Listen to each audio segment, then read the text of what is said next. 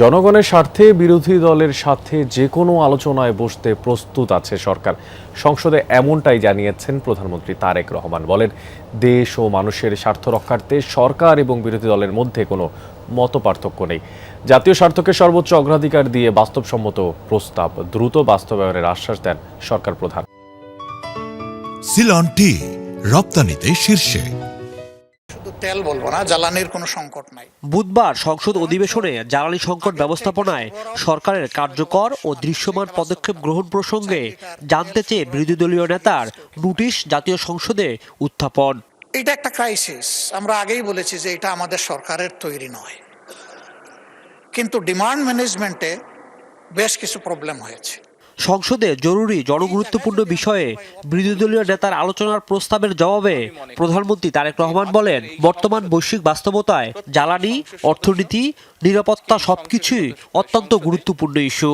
প্রত্যেকটি রাজনৈতিক দল আমরা মনে হয় একটি জায়গায় উপনীত হয়েছি যে আমাদের আর যা কিছু ব্যাপারে মতপার্থক্য থাকুক না কেন, দেশ এবং দেশের মানুষের স্বার্থ রক্ষার ব্যাপারে আমাদের কোনো মতপার্থক্য নেই। প্রধানমন্ত্রী আরো বলেন, জনস্বার্থে যে কোনো প্রস্তাব বিবেচনায় নিতে প্রস্তুত তার সরকার। তাই বিভাজনের রাজনীতি নয়, ঐক্যের ভিত্তিতে এগিয়ে যেতে চান। কাজে বাংলাদেশের মানুষের স্বার্থ, যে আলোচনা করলে বাংলাদেশের মানুষের স্বার্থ রক্ষা হবে, যে কাজ করলে বাংলাদেশের মানুষের স্বার্থ রক্ষা হবে, ইনশাল্লাহ আমরা অবশ্যই সে কাজ করব। বিরোধী দলের প্রস্তাব প্রসঙ্গে প্রধানমন্ত্রী বলেন, সরকার ও বিরোধী দল একসঙ্গে বসে আলোচনা করলে কার্যকর সমাধান বের করা সম্ভব। এক্ষেত্রে সংসদ কি প্রধান প্ল্যাটফর্ম হিসেবে ব্যবহারের উপর গুরুত্ব আরোপ করেন।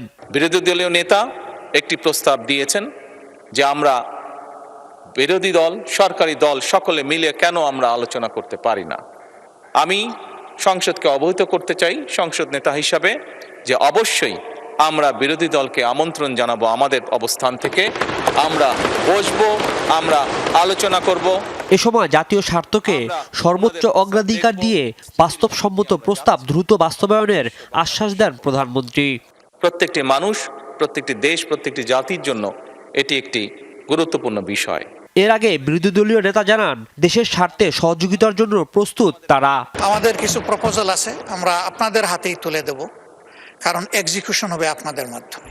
আমরা যে প্রস্তাব দিয়েছি, আমরা আছি, আমাদের জায়গায় আছি, আমরা যে কোনো কোঅপারেশনের জন্য রেডি, এবং সরকার কিভাবে নেবে এটা সরকারের ব্যাপার। আলোচনা ও সহযোগিতার মাধ্যমে গণতান্ত্রিক অগ্রগতি সম্ভব, এমন প্রত্যাশা সরকার ও বিরোধী দলের। রাজীব আহমেদ, যমুনা নিউজ, ঢাকা।